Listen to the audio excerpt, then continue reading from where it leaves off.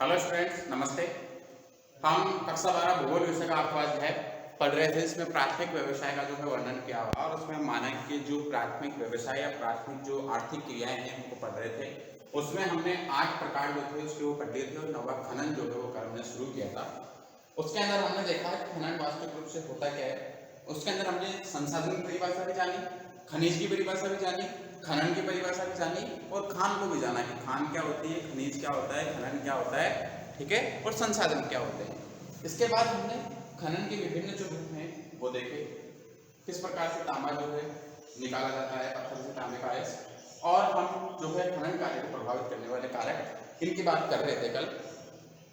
देखिए, खनिज की जो उपस्थिति होती है वो उन क्षेत्रों में उपलब्ध होती है जहाँ खनिज होते हैं, ठीक है, खनन की क्रिया वहाँ होती है, लेकिन वहाँ की भौगोलिक दशाएं भी जो है वो भी किस पे अनुकूल होनी चाहिए, भौगोलिक और मानवीय दशाएं भी जो है वो क्या होनी चाहिए, अनुकूल होनी चाहिए। जैसे मान लीजिए कोई पर्वतीय क्षेत्र है जहाँ पे खनिज बहुत ज़्यादा है लेकिन परिवहन की व्यवस्था ही नहीं है, वहाँ पे श्रम करने के लिए मजदूरी नहीं है, पूंजी नहीं है, परिवहन नहीं है या अन्य तकनीकें वहाँ पर नहीं है, तो वहाँ पर भी जो है कार्य ठीक ढंग से नहीं किया जाएगा। या फिर उस खनिज की गुणवत्ता इतनी नहीं है, मात्रा कम है, उसके जो प्रकार हैं वो कई तरह के मिक्स में है वो, तो ऐसी स्थितियों के अंदर भी क्या होता है, खनिज जो होता है वो वहाँ पे खनन का कार्य संभव नहीं हो पाता। तो देखिए, खनन को प्रभावित करने वाले कारक, खनिजों की उपस्थिति होने से ही खनन संभव नहीं होता, बल्कि भौतिक और मानवीय दशाएं भी अनुकूल होनी चाहिए। कौन कौन सी दशाएं अनुकूल होनी चाहिए, भौतिक दशाएं भी होनी चाहिए और मानवीय दशाएं भी अनुकूल होनी चाहिए। अब भौतिक दशाएं जो उसके अंदर हमने किन किन चीजों को सम्मिलित किया उनको देखिए। खनिज भंडारों की स्थिति, सबसे पहला जो हमने भौतिक स्थिति में किया, खनिज भंडारों की स्थिति की वो कौन सी स्थिति के अंदर क्षेत्र में या कौन से क्षेत्र के अंदर व्याप्त है। दूसरा हमने देखा खनिजों की गुणवत्ता की कितनी गुणवत्ता है, जैसे लो अयस्क है उसको हम 4 प्रकार से बांटते हैं, हेमेटाइट, मैग्नेटाइट वगैरह, तो उसकी जो गुणवत्ता है, अगर उसकी गुणवत्ता ही नहीं है, 40% से भी कम उसके अंदर गुणवत्ता है, तो उस क्षेत्र के अंदर खनन कार्य करने से पूंजी तो उतनी लगनी है, श्रम भी उतना ही होना है, लेकिन उसका जो इनपुट आउटपुट जो हमें मिलेगा उससे आय अगर बहुत कम हो रही है तो वहां पर भी खनन की जो है कोई विशेष नहीं है। इसके बाद मात्रा, हम खनन के कार्य शुरू कर रहे हैं और हम जितना हम वहाँ पे सामान वगैरह या मशीनरी सेटअप करने में जितना पैसा लग रहा है उतनी मात्रा में अगर वहाँ से खनन नहीं हो पा रहा तो वहाँ पे भी जो है खनिज का कार्य या खनन का कार्य नहीं किया जाता। उसके बाद है प्रकार, कौन कौन से प्रकार का है, उच्च गुणवत्ता है या नहीं, और फिर संपन्नता व बाजार। बाजार मूल रूप से होता है कि उत्पादन जो होता है कितनी अच्छी गुणवत्ता का हो, बहुत अच्छा सब कुछ है लेकिन बाजार उपलब्ध नहीं है, तो वो भी जो है एक प्रकार से अनुकूल दशा है खनिज के लिए या खनन कार्य के लिए।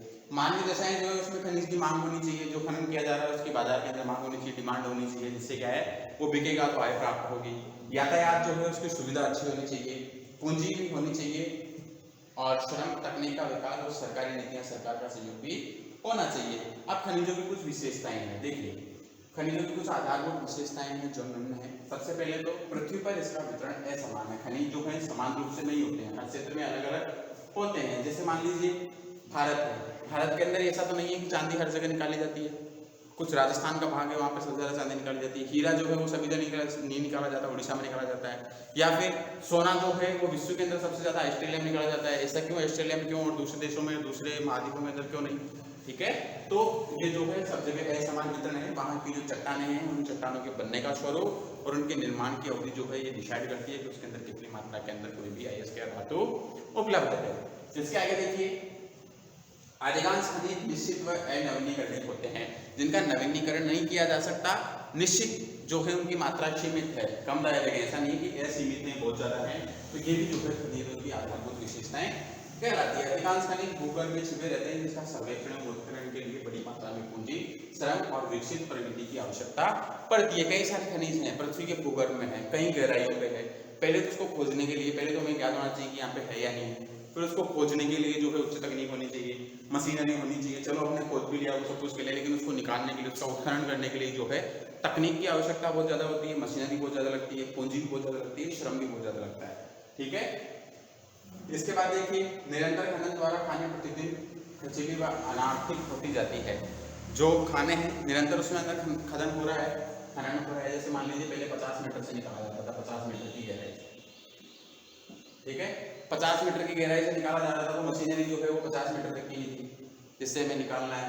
परिवहन के साधन भी जो है वो भी इस प्रकार से थे, ठीक है। अब जो जो इसकी गहराई बढ़ती जाएगी खदान की, ठीक है, तो गहराई बढ़ने के साथ ही क्या होगा, एक तो इसके अंदर जो परिवहन है वो भी ज्यादा लगेगा, मशीनरी जो है वो भी बड़ी लगानी पड़ेगी, ठीक है। क्षेत्र भी जो है जो इसकी गहराई बढ़ेगी क्षेत्र भी छोटा होता जाएगा। फिर अंदर इसके अंदर खतरे की संभावना ज्यादा, गहराई होने पे खतरे की संभावना ज्यादा बढ़ जाती है, ठीक है, कि जो खदान है वो ढह जाए या फिर कोई विशेष गैस है वो निकल जाए, तो कई सारी समस्याएं जो होती है वो होती है। तो इसमें जितनी आय होनी चाहिए उतनी होती नहीं है, बहुत ज्यादा खर्चीली व्यवस्था हो जाती है, और अगर खर्चीली हो गई आय नहीं होगी तो अनार्थिक भी हो जाती है, इसका कोई विशेष आर्थिक महत्व रहता नहीं है। खनिजों का जो उत्खनन है, खनिजों का उत्खनन उपयोग बाजार में मांग पर आधारित होता है। इसके बाद देखिए खनिजों का वर्गीकरण किया हुआ है जो इस प्रकार है। भूपटल के ऊपर कई सारे खनिज देखिए, उसके अंदर से 1600 जो खनिज हैं वो अधिक हैं, इसमें लगभग 200 खनिजों का उत्पादन औद्योगिक के लिए किया जाता है, औद्योगिक विकास के लिए किया जाता है, और 80 खनिज ऐसे हैं जो वर्तमान उद्योग की आवश्यकता बन गए हैं, ठीक है। इन खनिजों के अनुपस्थिति के अंदर वर्तमान में जो उद्योग संचालित हो रहे हैं उनका संचालन क्या है, असंभव है, ठीक है। तो खनिजों का जो वर्गीकरण किया है 3 आधार पर किया है, ठीक है। 2 आधार तो इसमें लोहे के हैं और एक आधार जो है उसमें ऊर्जा या ईंधन के आधार पर किया गया है। अब धातु के आधार पर कैसे किया गया है, देखिए कुछ खनिज होते हैं जो होते हैं धात्विक, जिनमें धातु का अंश पाया जाता है। क्या पाया जाता है, धातु का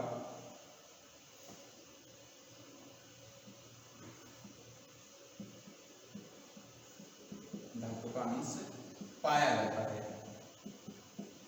वो तो क्या कहलाते हैं, धातु खनिज। कुछ खनिज ऐसे होते हैं जिसमें धातु नहीं होती, उसे अधात्विक कहते हैं, धातु का अंश नहीं होती।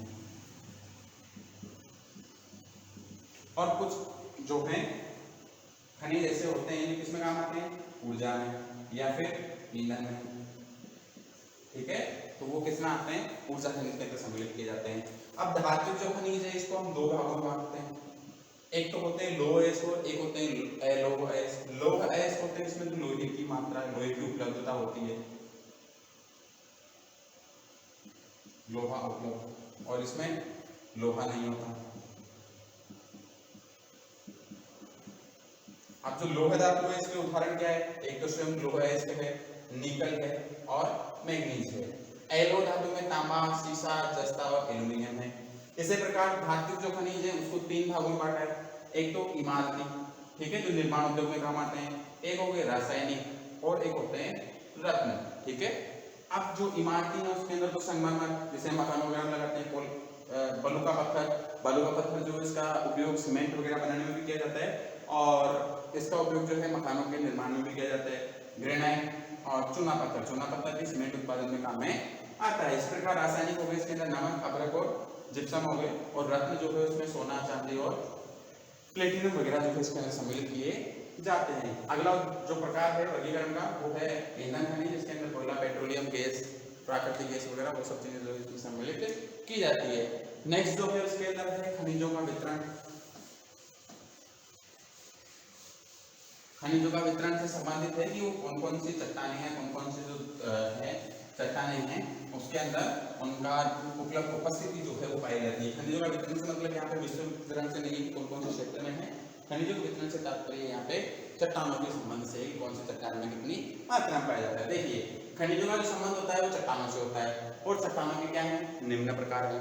बचपन से हम पढ़ते आ रहे हैं, कक्षा 11 में हमने पढ़ा कि चट्टानें 3 प्रकार की होती है, आग्नेय, अवसादी और कायांतरिक। अब आग्नेय जो चट्टान है नंबर 1 की, इस चट्टान के अंदर कौन कौन से खनिज पाए जाते हैं, सोना, चांदी, तांबा, सीसा, मैग्नीज, अभ्रक, गंधक आदि। ये जो सब चीजें हैं कौन कौन, सोना, चांदी, तांबा, सीसा, मैग्नीज, अभ्रक, गंधक, ये सब किसमें पाए जाते हैं, आग्नेय चट्टान में। आग्नेय चट्टान कौन सी चट्टान है, प्रथम चट्टान है, और इस निर्माण के आधार पर प्रथम चट्टान है। इस चट्टान में क्या क्या पाए जाते हैं, सोना, चांदी, तांबा, सीसा, मैग्नीज, अभ्रक, गंधक आदि पाए जाते हैं। दूसरी जो चट्टान है कायांतरित, जिसका रूप परिवर्तन हो गया हो, ठीक है। इस चट्टान के अंदर क्या क्या पाया जाता है, तो ग्रेफाइट पाया जाता है, हीरा पाया जाता है, संगमरमर पाया जाता है, ठीक है। अगली चट्टान है अवसादी, जो जमाव से बनी है अवसाद के कारण। इस चट्टान के अंदर कोयला, पेट्रोलियम, प्राकृतिक गैस, रॉक फॉस्फेट, पोटास, नमक आदि जो है अवसादी चट्टानों के अंदर पाए जाते हैं। अवसादी चट्टानें अवसाद से निरंतर हो रहे जमाव के कारण जो है इनकी उत्पत्ति या इनका निर्माण वो होता है। अब देखिए विकसित अर्थव्यवस्था वाले जो देश हैं वो खनन और प्रसंस्करण शोधन कार्य में दूरी बढ़ाते जा रहे हैं, निरंतर इससे कम जो है दूर होते जा रहे हैं, क्योंकि इसके अंदर जो है लागत अधिकारी है, उनके पास जो विकसित देश है वहाँ पे जनसंख्या कम है, जो जनसंख्या है वो द्वितीय, तृतीय, चतुर्थ और पंचम व्यवसाय के अंदर ज्यादा संलग्न है। ठीक है, तो उत्पादन की अपेक्षा, उत्पादन तो कर रहे हैं वो, लेकिन प्राथमिक उत्पादन की अपेक्षा द्वितीय, तृतीय, चतुर्थ और पंचम जो आर्थिक क्रियाएं उसके द्वारा कर रहे हैं, तो निरंतर उन देशों की जो है इससे दूरी बढ़ती जा रही है, क्योंकि इसमें श्रमिक लागत अधिक आती है। ठीक है, जबकि विकासशील जो देश है वो अपनी श्रम शक्ति के बल पर, उनकी बहुत ज्यादा श्रम शक्ति के बल पर देशवासियों के ऊंचे रहन सहन को बनाए रखने के लिए खनन कार्य को महत्व दे रहे हैं। ठीक है, इसके कुछ महत्वपूर्ण प्रश्न हैं, उन महत्वपूर्ण प्रश्नों पर हम चर्चा करें। देखिए, ये प्रश्न आपको जो है सोल्व करने हैं। इन प्रश्नों को आप एक जगह संग्रहित भी कर लें, या फिर बाद में भी हम वीडियो देख के देख सकते हैं। वीडियो गूगल इस पे यूट्यूब पर रहेंगे हमेशा, और आप चाहो तो इनको संग्रहित भी कर सकते हैं अपने नोटबुक वगैरह में, जैसे आप नोट्स बना रहे हैं उस प्रकार। देखिए, विश्व के किन दो क्षेत्रों के अंदर भोजन संग्रहण किया जाता है, नाम लिखिए। पहला जो हमने पढ़ा, पहला ही प्रकार आखेट के बाद संग्रहण वाला मनुष्य की जो प्राथमिक क्रिया है उसमें, तो उसके अंदर हमने जिक्र किया था कि कुछ क्षेत्रों के नाम दे, नाम मैं आपको नहीं बताऊंगा, वो खुद आपको ढूंढने हैं। तो जो कुछ दो क्षेत्र हैं उनके नाम, दो की जगह आप 3, 4 भी लिख सकते हैं। ठीक है, उनके नाम लिखना है। 2017 के अंदर ऐसा प्रश्न पूछा गया है। दुग्ध कृषि एवं ट्रक जो कृषि है या ट्रक फार्मिंग में अंतर बताइए, ये प्रश्न अभी हमने परसों लास्ट 2 दिन पहले जो वीडियो पढ़ा था शनिवार को, उसमें देखा था, तो उसके आधार पर आप इसका आंसर दें। 2019 के अंदर ऐसा प्रश्न पूछा गया है। संयुक्त राज्य अमेरिका के उत्तरी पूर्वी भाग में अधिक मुद्रा प्राप्त करने के लिए किस प्रकार की कृषि सर्वाधिक उपयुक्त है, मतलब संयुक्त राज्य अमेरिका में किस प्रकार की कृषि की जाती है, किस प्रकार की कृषि की जानी चाहिए जो अधिक उपयोगी हो। इस कृषि को कोई 2 विशेषताएं भी लिखनी है। 2016 के अंदर ऐसा प्रश्न पूछा गया। अगला क्वेश्चन है वो है पशुपालन क्यों किया जाता है, चलवासी पशुचारण एवं वाणिज्य पशुचारण की तुलना निम्न शीर्षकों के अंतर्गत कीजिए। मैंने आपको दिखाया भी था चलवासी पशुचारण और वाणिज्य पशुचारण, इसके 2 शीर्षक पूछे, इसकी विशेषता और क्षेत्र। 2018 में इसका प्रश्न पूछा है। मैं आपको दिखा दे रहा हूँ एक बार पुरानी स्लाइड में चलवासी पशुचारण और इसका अंतर जो था।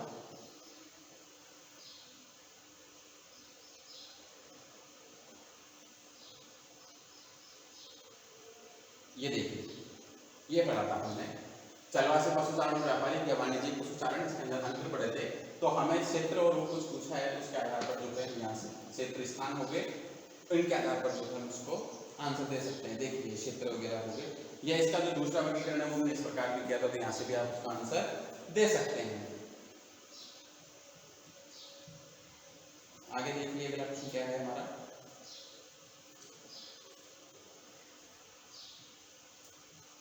अगला जो क्वेश्चन है वो है कृषि का अर्थ समझाइए तथा गहन कृषि, गहन निर्वाह कृषि व विस्तृत वाणिज्यिक अनाज कृषि की तुलना निम्न शीर्षकों के अंतर्गत कीजिए। क्षेत्र, विधि या प्रक्रिया, उपज मतलब फसलें। 2016 के अंदर ऐसा प्रश्न पूछा गया। और अंतिम जो प्रश्न है वो मैं आपको करके दिखा देता हूँ। रोपण कृषि एवं विस्तृत वाणिज्य अनाज कृषि की तुलना निम्न शीर्षकों के अंतर्गत कीजिए। इसके अंदर कुछ जो प्रश्न है ये शायद थोड़ा सा रह गया, मैं आपको इसको बाद में बता दूंगा। उन शीर्षकों के आधार पर जो है आपको इसकी तुलना करनी है। और आप सभी को शुभकामनाएं। आप सब इन जो प्रश्न वगैरह कर रहे हैं, हम इनको जो प्रश्न अभी मैंने बताया आपको महत्वपूर्ण प्रश्न, इन क्वेश्चनों को जो है सोल्व करें। इनके जो आंसर है वो कमेंट बॉक्स में डालें। अगर आपको किसी प्रकार की समस्या हो रही है तो आप सुझाव दें। कल मैंने आपसे प्रश्न किया था, अब तक आपने किसी ने आंसर दिया नहीं, कि हमें आगे पढ़ना चाहिए या फिर जो हमने पढ़ा उसका एक बार रिवाइज करना चाहिए, टेस्ट लेना चाहिए या क्या करना चाहिए, वो आप आज के वीडियो को देखने के बाद जरूर सुझाव दें, तो हम उस पर अमल करेंगे, वरना नेक्स्ट जो है अगला है पढ़ाएंगे। धन्यवाद।